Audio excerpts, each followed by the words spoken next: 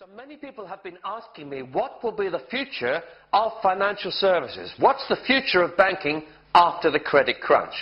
There's been the assumption somehow that whole aspects of banking will shrivel up and die, that the same level of commissions will never be made again, that huge banking profits will always be a thing of the past. Well, that's a little naive. Let's have a look at the facts of the situation. You see, whatever happens, ordinary people need banking. Small businesses need banking. Large institutions need banking. The governments themselves need banking services in order to make their economies turn around. So, ordinary bank accounts, loans and so on, they will continue. Mortgages will continue.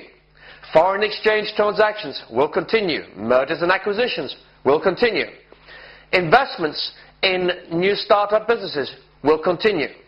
So what will change? Well, products which were very difficult to value in the past will be difficult to sell in the future. Products that package up loans from one institution and sell them on, those will be more tightly regulated. Some hedge fund activities are likely to be more tightly regulated in future. Just about anything which requires huge amounts of debt in order to make an acquisition somewhere else or buy stocks and shares elsewhere is likely to come under increased scrutiny.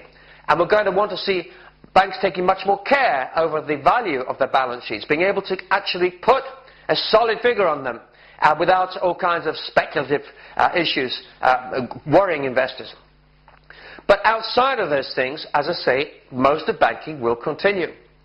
And what about those smart bankers who made so much money out of packaging and repackaging all kinds of assets and selling them on and creating so much confusion in the market over the last couple of years? Well, they too will find themselves in a living again. Why? Because intelligence is needed in banking. Banking is extremely complicated and becoming more so because the money flows are continuing to grow worldwide as the global economy increases, as emerging economies spring into life and assume an increasing importance in the global economic environment. And that will present all kinds of new opportunities, exciting ones for those who are willing to take the time to understand where the opportunities are and where the risks are, and to try and make money out of balancing those two together.